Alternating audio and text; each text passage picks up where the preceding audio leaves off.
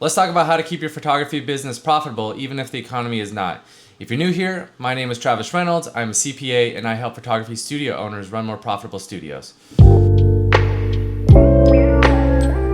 So let's talk about what a recession actually is. A recession is basically when the economy slows down and people start to cut out the non-essentials, and photography often gets treated as a luxury when that happens. This means somebody who does boudoir or family portraits might suffer, while somebody in commercial photography such as real estate or business photography might still thrive. So you might be wondering, how do you plan for this if you think your business might be affected? Well, one of the things I always recommend to clients is to have an emergency fund. Just like our personal finances, we often want to have 3 to 6 months of expenses in our savings account, and I recommend the exact same thing for your business. Basically have enough in the cash reserves to pay all of your bills, even yourself, such as rent, software, gear upgrades, whatever it may be. If you can go 6 months without receiving any income and still pay all your expenses, you're gonna be in good shape. If you don't have a large cash reserve right now, consider putting away about 5 to 10% of every dollar that you earn into savings accounts. But what happens if you have debt? Well, if you got debt, this is what I would recommend for you. By having 1 month of your savings and expenses, you can still plan for those large, unexpected expenses while still paying off your debt. And basically, there are 2 ways we can pay off our debt. The smartest way would be to focus on your largest interest rates first. That way, because most of those payments are going to interest, and we want to minimize those expenses. We want to pay off the principal. That's the first way. The second way is called the snowball method. Basically, you find your lowest balance and then you pay that one off, and then whatever that monthly payment is, roll that into your regular payment and then pay off the second lowest balance. And then once you pay that one off, roll that in your payment and pay off the third balance. This is a great way to pay off small debts while getting small wins, so you are still motivated to pay off your debt. So what should you do if your photography business is considered a luxury, such as weddings, family portraits, or boudoir?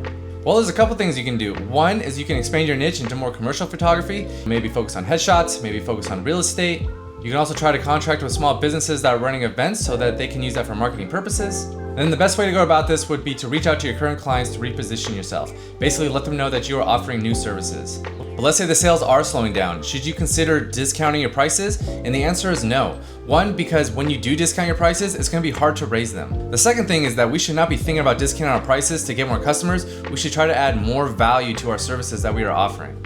Basically, we wanna make an offer so good that the client can't say no. By discounting our services, we are actually discounting ourselves, and what we want to do, again, is add more value, add more luxury to our clients, and make them feel like they are getting a better service. But if you do have to charge large invoices, consider breaking it up. You can do a payment plan. There are services out there that you can partner with where basically you can just build a client through that service, and then once they pay them, you will receive a payment at a discount, and then that service provider will work on collecting the money. You also might want to consider collecting a retainer up front. This means that your client will buy in more and then that they will not back out. So that's what we do on the revenue side. And then what we also want to do is review all of our expenses. The first thing that we should look at is our subscriptions. So go through your subscriptions and see if you're paying for anything more than once, see if you're paying for services that kind of do the same thing, and look at subscriptions that you don't even use anymore. Basically just get down to the bare essentials for your subscriptions. And then we should also try to hold off on big expenses. So try to hold off on upgrading your gear. Maybe you have to start renting gear instead of buying new gear. And then also look at maybe your studio. If your studio is not paying for itself, or maybe it's not getting as much money as you would like, consider downgrading to a different studio or getting rid of the studio completely.